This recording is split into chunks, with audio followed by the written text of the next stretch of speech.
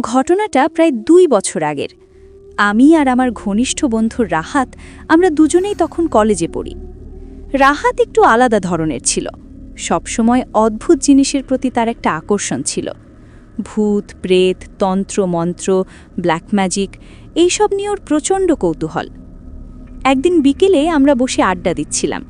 হঠাৎ রাহাত বলল, শোন, আমাদের গ্রামে একটা পুরনো বাড়ি আছে, ওখানে নাকি একসময় তান্ত্রিকরা থাকত, এখন ওটা একেবারে পরিত্যক্ত। আমি হেসে বললাম, তোর এসব ফালতু গল্পে আমি বিশ্বাস করি না। রাহাত একটু চুপ করে থেকে বলল, চল না, একদিন রাতে গিয়ে দেখি। আমি প্রথমে রাজি হইনি, কিন্তু বন্ধুর জেদ আর নিজের ভিতরের কৌতূহল দুটো মিলিয়ে শেষ পর্যন্ত ঠিক করলাম আমরা যাব। সেই রাতটা ছিল অমাবস্যা। আকাশে চাঁদ নেই, চারপাশ অন্ধকার। আমরা রাত 10টার দিকে রাহাতের গ্রামের দিকে রওনা দিলাম। গ্রামটা শহর থেকে বেশ দূরে, আর সেই বাড়িটা গ্রাম থেকেও একটু আলাদা, একেবারে জঙ্গলের ভেতরে। বাড়িটার সামনে দাঁড়াতেই আমার শরীর কাঁপতে শুরু করল। পুরনো ভাঙাচোরা দালান, দেয়ালে শ্যাওলা জমে গেছে, জানালাগুলো ভাঙা, যেন বহু বছর কেউ সেখানে পা রাখেনি। আমি বললাম, রাহাত, চল ফিরে যাই, ভালো লাগছে না। রাহাত হাসল, এত ভয় পাচ্ছিস কেন, আমি তো আছি। আমরা ভেতরে ঢুকলাম। বাড়ির ভেতরে ঢুকতেই একটা অদ্ভুত গন্ধ পেলাম। পচা আর ধূপের গন্ধ মিশে আছে যেন। মেঝেতে ধুলো, জাল আর কিছু অদ্ভুত চিহ্ন আঁকা। হঠাৎ রাহাত একটা রুমের সামনে দাঁড়িয়ে বলল, এই রুমটাই সবচেয়ে ইন্টারেস্টিং। রুমটার দরজা আধখোলা ছিল। আমরা ঢুকলাম। ভেতরে ঢুকতেই দেখলাম মেঝেতে একটা গোলাকার চিহ্ন আঁকা, লাল রং দিয়ে। তার চারপাশে কিছু মোমবাতির গলিত মোম পড়ে আছে। দেয়ালে অদ্ভুত অদ্ভুত প্রতীক। আমি বললাম, এগুলো কি? রাহাত নিচু গলায় বলল, এগুলো তন্ত্রমন্ত্রের চিহ্ন, ব্ল্যাক ম্যাজিক। আমার গা শিউরে উঠল। রাহাত হঠাৎ তার ব্যাগ থেকে একটা ছোট বই বের করল। আমি অবাক হয়ে বললাম, এটা কি?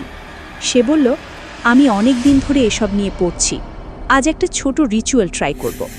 আমি চিৎকার করে বললাম, তুই পাগল নাকি, এসব নিয়ে খেলা করা ঠিক না। রাহাত আমার কথা শুনল না। সে মেঝেতে বসে বই খুলে কিছু পড়তে শুরু করল। তার গলার আওয়াজ ধীরে ধীরে বদলাতে লাগল, গভীর আর অদ্ভুত হয়ে উঠল। আমি বললাম, রাহাত, থাম, প্লিজ থাম। কিন্তু সে যেন আমার কথা শুনছেই না। হঠাৎ চারপাশের বাতাস ঠান্ডা হয়ে গেল। আমি স্পষ্ট অনুভব করলাম রুমের ভেতরে আমরা দুজন ছাড়া আর কেউ আছে। দরজাটা নিজে থেকেই ধীরে ধীরে বন্ধ হয়ে গেল। আমার বুক ধরফর করতে লাগল। রাহাত তখনও মন্ত্র পড়ছে। হঠাৎ সে থেমে গেল, মাথা নিচু করে বসে আছে। আমি বললাম, রাহাত। সে ধীরে ধীরে মাথা তুলল। আমি যা দেখলাম সেটা আমি আজও ভুলতে পারি না। তার চোখ দুটো সম্পূর্ণ কালো হয়ে গেছে, যেন চোখের ভেতরে কোনো সাদা অংশ নেই। মুখে একটা অদ্ভুত হাসি। সে আমার দিকে তাকিয়ে একদম অন্যরকম গলায় বলল, তুই এখানে কেন এসেছিস? আমি পিছিয়ে গেলাম। রাহাত, তুই ঠিক আছিস? সে হেসে উঠল, একটা কর্কশ অমানসিক হাসি। হঠাৎ ঘরের কোণ থেকে একটা ছায়া নড়ল। আমি তাকিয়ে দেখলাম একটা লম্বা বিকৃত আকৃতি ধীরে ধীরে আমাদের দিকে এগিয়ে আসছে। আমার পা জমে গেল, নড়তে পারছি না। রাহাত উঠে দাঁড়ালো, কিন্তু তার হাঁটার ভঙ্গি স্বাভাবিক না, যেন কেউ তাকে টানছে। সে বলল, ও এসেছে, ও অনেক দিন ধরে অপেক্ষা করছিল। আমি চিৎকার করে বললাম, কে এসেছে? সে আঙুল তুলে সেই ছায়াটার দিকে দেখালো। ছায়াটা এখন স্পষ্ট, একটা মানুষের মতো, কিন্তু পুরোপুরি না। মুখটা বিকৃত, চোখ নেই, শুধু অন্ধকার গর্ত। হঠাৎ ঘরের সব মোমবাতি একসাথে জ্বলে উঠল, যদিও কেউ জ্বালায়নি। দেয়ালের প্রতীকগুলো যেন নড়ছে। আমি দৌড় দিতে চাইলাম, কিন্তু দরজা বন্ধ। রাহাত আমার দিকে এগিয়ে এসে বলল, ও তোর ভেতরে ঢুকতে চায়। আমার গলা শুকিয়ে গেল। কি বলছিস তুই? সে হেসে বলল, তুই তো বিশ্বাস করিস না, এখন বিশ্বাস করবি। হঠাৎ ছায়াটা আমার দিকে ঝাঁপিয়ে পড়ল। আমি চোখ বন্ধ করে ফেললাম, কিন্তু ঠিক তখনই রাহাত চিৎকার করে উঠল, না। আমি চোখ খুলে দেখি সে নিজেই সেই ছায়ার সামনে দাঁড়িয়ে গেছে। সে কাঁপতে কাঁপতে বলছে, ওকে ছেড়ে দে, আমাকে নে। ছায়াটা যেন কিছুক্ষণ থেমে থাকল। তারপর ধীরে ধীরে রাহাতের শরীরের ভেতরে ঢুকে গেল। রাহাত মাটিতে পড়ে গেল। ঘরের সব কিছু হঠাৎ শান্ত হয়ে গেল। আমি দৌড়ে গিয়ে তাকে তুললাম। সে অজ্ঞান। কিছুক্ষণ পর সে চোখ খুলল। এবার তার চোখ স্বাভাবিক। সে দুর্বল গলায় বলল, আমরা এখান থেকে বের হই। আমরা কোনোভাবে দরজা খুলে বাইরে বের হলাম। সেদিন রাতেই আমরা শহরে ফিরে আসি। কিন্তু ঘটনা এখানেই শেষ হয়নি। এরপর থেকে রাহাত বদলে যেতে লাগল। সে আগের মতো হাসে না, কথা বলে না। মাঝে মাঝে সে একা একা বসে থাকে আর নিজের সাথে কথা বলে। একদিন আমি তাকে জিজ্ঞেস করলাম, তোর কি হয়েছে? সে ধীরে ধীরে আমার দিকে তাকিয়ে বলল, ও এখনও আমার সাথে আছে। আমার শরীর ঠান্ডা হয়ে গেল। সবচেয়ে ভয়ঙ্কর ঘটনা ঘটল কয়েকদিন পরে। রাতে আমি হঠাৎ ঘুম থেকে উঠে দেখি আমার রুমের দরজার কাছে কেউ দাঁড়িয়ে আছে। অন্ধকারে ঠিক বোঝা যাচ্ছিল না, কিন্তু আমি বুঝতে পারছিলাম ওটা মানুষ না। ধীরে ধীরে সেটা এগিয়ে এলো। আমি স্পষ্ট শুনলাম একটা কণ্ঠস্বর, যেটা রাহাতের মতো, কিন্তু পুরোপুরি না। আমি তোকে ভুলিনি। আমার বুকের ভেতরটা হিম হয়ে গেল। শরীর নড়াতে পারছিলাম না, কিন্তু চোখ দুটো দরজার দিকেই আটকে ছিল। অন্ধকারের মধ্যে দাঁড়িয়ে থাকা সেই ছায়াটা ধীরে ধীরে এগিয়ে আসছিল। আমি কাঁপা গলায় বললাম, কে তুমি? কোনো উত্তর আসলো না। শুধু একটা ঠান্ডা বাতাস আমার মুখে এসে লাগলো। তারপর আবার সেই কণ্ঠস্বর, তুই আমাকে ডাকছিলি, মনে আছে? আমি হঠাৎ বুঝতে পারলাম ওটা আমাকে না, রাহাতকে বলছে। কিন্তু কেন যেন মনে হচ্ছিল ও এখন আমাকে নিয়েই খেলছে। আমি চোখ বন্ধ করে ফেলে দ্রুত কোরআনের কিছু আয়াত পড়তে শুরু করলাম। আমার দাদি ছোটবেলায় বলতেন, ভয় পেলে এসব পড়তে। কিছুক্ষণ পর হঠাৎ সব কিছু চুপচাপ হয়ে গেল। আমি ধীরে ধীরে চোখ খুললাম। রুম ফাঁকা, দরজার কাছে কেউ নেই। সকাল পর্যন্ত আর ঘুমাতে পারিনি। ভোর হতেই আমি রাহাতকে ফোন দিলাম। কয়েকবার রিং হওয়ার পর সে ধরল। তার গলার স্বর ক্লান্ত, ভারী। হ্যালো, আমি বললাম, কাল রাতে তুই কি আমার বাসায় এসেছিলি? ও কিছুক্ষণ চুপ করে থাকল। তারপর বলল, না। কেন? আমি সব কিছু খুলে বললাম। ও একদম চুপ হয়ে শুনল। শেষে সে শুধু একটা কথা বলল, ও এখন শুধু আমার সাথে নেই। আমার গা কাঁটা দিয়ে উঠল। সেদিন বিকেলই আমি রাহাতের সাথে দেখা করতে গেলাম। ওকে দেখে আমি প্রায় চিনতেই পারিনি। চোখের নিচে কালি, মুখ শুকিয়ে গেছে, আর তার আচরণ অদ্ভুত। আমি বললাম, আমাদের কিছু একটা করতে হবে, এটা স্বাভাবিক না। রাহাত মাথা নিচু করে বলল, আমি জানি, কিন্তু এটা থামানো সহজ না। আমি জিজ্ঞেস করলাম, তুই আসলে কি করেছিলি সেদিন?